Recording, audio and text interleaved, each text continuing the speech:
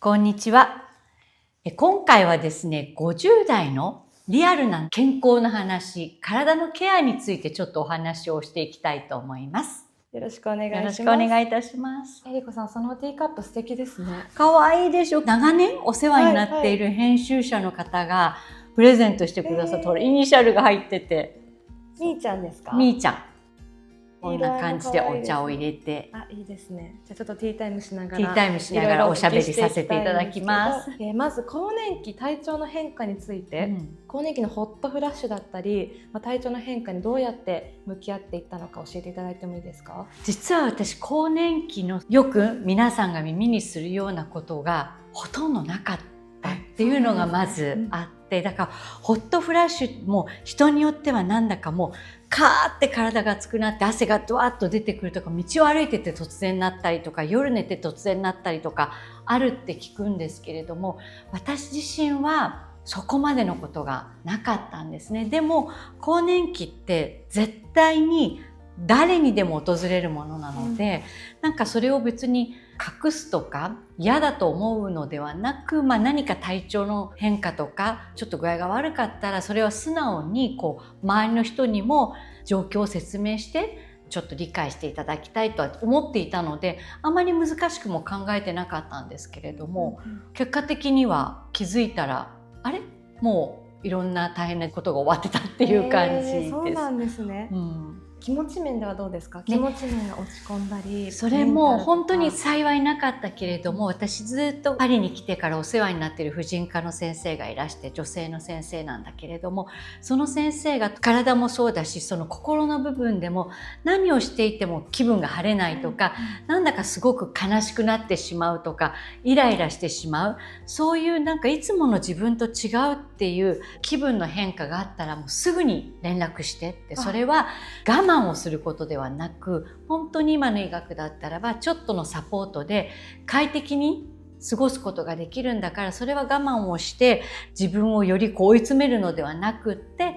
ちゃんと言ってちょうだい、その時には適切な対処ができるからってずっと言ってくださってたので、なんか検診に行くたんびにどう？気分は大丈夫？とか、なんか悲しくなったりしない？って言われて、大丈夫ですっていう、そういう会話をいつも先生としてました。だから気分も特に大きく揺らぐということがなく、私自身は乗り切れてしまったんですが、でもそうじゃない方たちは本当に寝込んでしまったり、もういつも涙が出ちゃったり、相当しんどい状況になる方もいらっしゃるので、やっぱり誰もが通る道なので、そこはみんなで共有しながら、できる人がサポートをしていく、なんか声をかけてあげる、あと我慢をするんじゃなくって、ドクターに相談をして乗り切っていく、快適にそのちょっと大変な時間を過ごす方法をやっぱ見つけるべきだとは思っています。なるほど。我慢が美徳じゃないですけど、なんかついつい我慢しちゃうし、多分仕事をしてると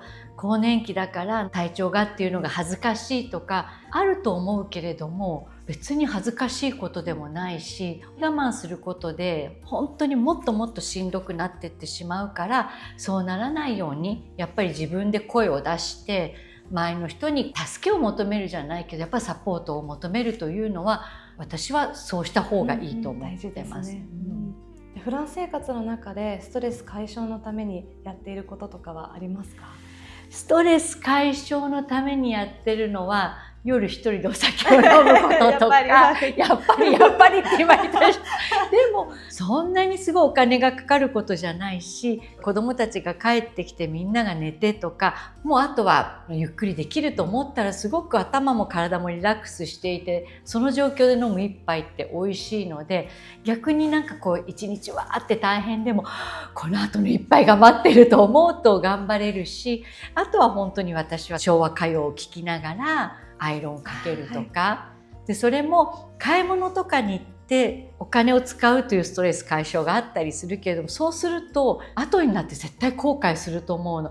やってしまったって、お金も使っちゃったけどそんな好きじゃないもの買っちゃったって。でもアイロンだとちゃんと片付いてでも自分も気持ちがよくっていうので、すっごい楽しいです。いいこと尽くしですね。いいこと尽くしでちゃんと片付くし、歌って発散してなんかちょっと泣いたりもしてやったみたいな充実感があるので、そういうストレス解消はしてます。あとは最近精神的なストレスでちょっと困ったこととかってありますか？精神的に落ち込むとかではなく、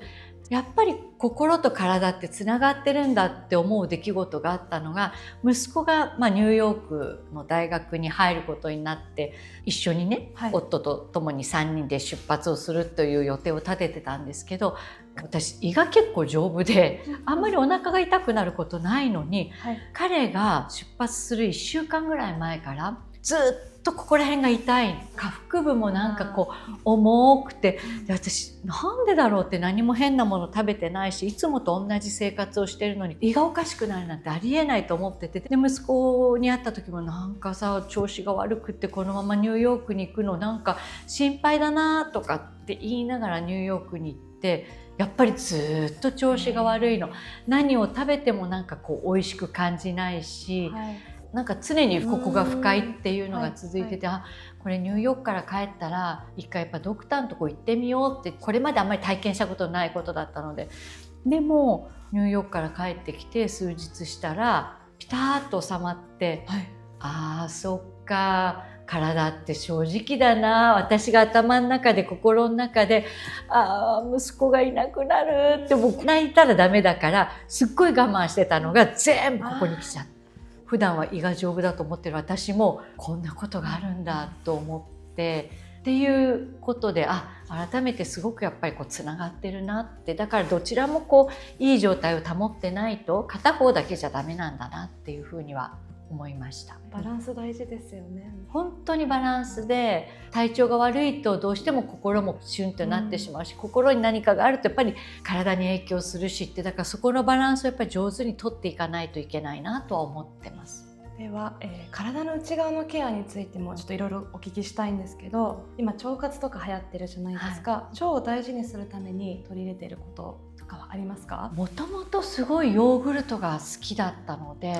会社員時代とか自分でヨーグルト作ってた。作ってたんですか？あれ簡単にできるヨーグルトメーカーで。何ヨーグルトメーカーなんてあるの？私は逆にヨーグルトメーカー以外での作り方知らないです。なんか牛乳パックで作ってた。ヨーグルト菌を入れて作ってて、それを毎朝すっごい食べてて、でそれをやっていたら結構仕事関係の方たちが割とおじさまとかも、すごいそれ良さそうだねって言ってみんなに菌を分けてあげてみんなおじさまたちも作って食べてるよって言って、だからもともとすごくヨーグルトが大好きだったりするので、その腸のトラブルっていうことはあまりないのかなって。今もヨーグルトとか異常に食べますし、薬に頼るのではなくて自然に取り込める習慣とかで、例えばやっぱり便秘とかいろんな症状があると思うんですけど、もちろん気を要する時にはお薬に頼るというのは致し方ないんだけれども、それが癖になってしまうと本来やっぱり体が持っているいろんな機能までこうちょっと衰えていってしまうのかなと思うと、できる限り自分の力で何とかしていきたいと思う部分があって、だから運動をするとか、あと姿勢も関係すると思うのね。だってこうやってたら全部がキューって縮こまるけれども、姿勢もちゃんとしててこの辺りが伸びてればきっと内臓というかこういういろんな臓器が心地いい状態で、なんかすごい変な話なんだけど、あるべき場所にちゃんといて、だからこう腸も伸びやかにいるからいろんなことがこう循環がこううまくいくと思うんですけど、やっぱり姿勢が悪かったりすると胃もキュッてなるし、全ての臓器がキュキュキュって縮こまっていくとあちらこちらに影響が出るのかなと思うので、姿勢を意識するとか、立つ時にちょっと下腹部に力を入れて立ってみるとか、やっぱり使う体の中の臓器ってこうどう動いてるか私には分からないけど、なんかこう意識してちょっと使うというか、こう緊張を与えたり緩ましたりとか、そういうことは無意識にやってると思います。でもやっぱ腸が整ってないとむくんだりお肌も調子が悪くなったり、いろんなところに影響出やすいんですもんね。むくむし、肌荒れ、それから頭も回らないというか、やっぱ体が重くなるとか、それこそ見た目で言ったらきっとこうお腹がポコーンと出てくるとか、いろんなことがすごい脂肪がすごいあるので、でそうするとお腹が出てきたってまた気になるし、だからそこら辺はこうやっぱり自分で意識して体の循環を良くさせるようにしていきたいなと思ってます。では続いて睡眠だったり疲れのケアについて、なんか寝つきが悪いなと感じたり、なんか眠りが浅いっていう方からのお悩みも結構来てたんですけど、そういう方に対してのアドバイスとか、えりこさんご自身の対策ってありますか？私自身は結構たっぷり眠れる方なので、そうもう本当目覚ましかけなかったらずーっともう普通に12時間ぐらいいけちゃうと思うんだけれども、多分寝る前にパソコンだとかやっぱ携帯とかをいじってると結構その映像とかなんかそういうものがこう頭に、あとメールとか見ちゃうと今答えなきゃもういいや明日とかって結局ずっとそういうことをぐるぐる考えてしまうので、やっぱりそういうことはできる限り最近は避けるようにしてとか、寝る前にやっぱり温かいお茶を飲んで、私本当にお茶が好きなのね。だから寝る直前までいつも飲んでるんだけれども、あとは本を読んでという感じで自分が心地いいと思う体がリラックスする環境を整えて寝るようにしてます。いいですね。じゃあ照明も暗くしたり？照明も絶対暗い。ところがね、うちの夫はラジオがないと寝れないの。最悪でしょでね、私音がなくて寝たいのに、こうおやすみなさいって言うと20分とか30分スースースースーっていうのがこう聞こえてるので、彼はそれとともにふーって寝るんだけど、私はなんかそのブスブスブスブス言ってるのがダメで眠れないっていうのはあるんですが、それ以外は大丈夫です。完全に無音がいいし、電気も消してっていう状態が一番自分が本当にこう安心してリラックスして眠れる環境です。続いて体重の変化について、えりこさん本当にずっとプロポーションが変わらないイメージがあるんですけど、1日どれくらいのカロリー取ってますか？私はこれはもう完全に体質なので、羨ましい。もう本当に頑張って食べないと痩せることの方が簡単っていう。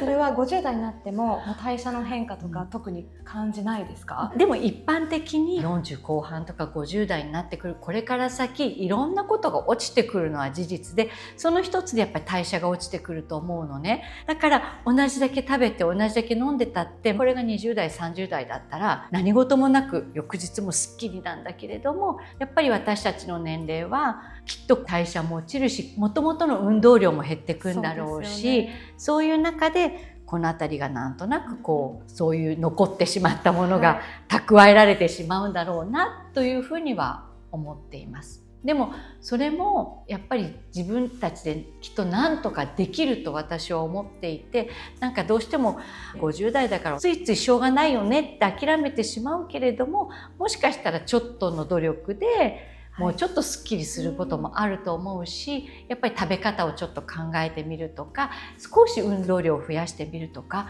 なんかそういう方法はあるかなと思ってます。では夏がね近づいてきてるんですけど、夏に向けた体作りとかこう体型が気になり始める時期に何か意識していることってありますか？今質問で夏に向けてってあったんですけど、私やっぱり一年中意識することだと思っていて、男性も女性もどうしても夏前これから薄着になる、これから水着を着るから頑張ろうとか、クリスマス食べ過ぎた、お正月食べ過ぎたから頑張ろうとか、なんかこう期間限定みたいな感じになることがあると思うんですけど、特に体型に関してでも結果的にやっぱり1年通して意識してれば、今だけ頑張らなくても常にこう心地いい状態を保てると思っているので、とはいえこれから夏に向けてやっぱり私だったらなんだろうな。でこの間ピラティス始められたとおっしゃってましたよね。でそれはやっぱりパリを離れてから4ヶ月間ほとんど運動をしなかったので、これはいけないと思い、やっぱり筋肉も常に動かしとかないと、多分まみちゃんとかの年齢は多少やんなくても維持できるけど、私たちはもうゴーンと落ちるので、この落ちてってしまったものをちょっとずつまた戻さなきゃということで頑張ってピラティスを始めたりとか、若い時はアップダウンがあってもなんかこう頑張れてたけれども、今はこのアップダウンがしんどくなってきてるので、あまりいろんなことをこうさせないためにずっと継続してこういい状態を保つのが逆に一番楽なので、それは意識してますね。でもシーズン問わずできることをちょっとずつやってってっていう感じ。なんか本当にそこはシーズン関係なく、薄着になるからとか、これからコート着るから別にお腹出ててもいいやじゃなくって、常に意識してやっていくと一年中快適かなとは思うんだけれどでも本当に若い時はそんなこと考えたことなかったから、やっぱりある程度年齢になってきて、自分だったり自分の周りの人たちを見てて、やっぱり常に意識して継続しているのが一番逆に楽、習慣にしちゃうのが一番楽だなと思ってます。もうご存知の、方もいらっしゃると思うんですけれども、去年の夏ぐらいから毎日ですね飲んでいる実はお茶があって、それがティーフレックスのそのグリーンティーというこのグリーンティーなんだけれども、そう粉なの。粉なんですか？そうですごく簡単に飲めるグリーンティーだから、今実は飲んでるのもそうなの。このティーフレックスのグリーンティーって日本で初めてその内臓脂肪の燃焼と、あとお通じの改善っていうことに効果が認められたというお茶なんです。このお茶をひたすら私はごくごく毎日飲んでるだけなんだけれども、これの他にあとルイボスティーというのもあって、ルイボスティーは心地よい睡眠に誘導してってくれるようなすごく美味しいお茶なんだけれども、そのダブルで今飲んでます。で、私実際今すごく移動が多くて、パリとミラノもそうなんですけれども、例えば今回は日本からパリに戻ってきてて、その移動とかってこの辺りなんかうまく動いてない感じがするし、実際外食が続いたり、めちゃくちゃ飲んだりということで、なんか本当に胃腸がフル活動している。でもなんかこのお茶を飲むと、そのフル活動している腸を少しいい感じに流れるように整えてってくれるような感覚があるんですね。で、実際にその緑茶のこのカテキンっていうのは悪玉菌を減らして脂肪燃焼にもいいって言われているし、このお茶一杯に乳酸菌が500億個入ってる。そんな入ってるんですか？その500億個入っているっていうのが、実はこれヨーグルトだと50個分ぐらいになるんですって。だからヨーグルト50個っていくらヨーグルト好きの私でも食べられないんだけれども、お茶だとこの1杯でそれだけの乳酸菌を取り入れることができるということで、だからすごく腸内の環境を整えてくれるし、やっぱりお腹周りがすっきりしてくるような感覚があります。こういう感じでね、開けると本当にほら、お抹茶の粉って言ってもいいのかな。すごい美味しそうですね。まみちゃんも飲む？いいですか？いただきたいです。本当に簡単すぎて、これをこうやって一杯ここに入れる。これだけでお湯を入れます。だからもう好きな濃さでたっぷり入れてもいいし、これぐらいで。夏場は一回こうやって熱いお湯を入れて溶かすじゃない？その後に氷をいっぱい入れてアイスにして飲む。美味しそう。ちょっと濃いめに入れるのすごい美味しいよ。そう、これだけで完成です。簡単ですね。簡単。いただきます。美味しいですね。普通に食事にも合うし、デザートとか食べながらでも。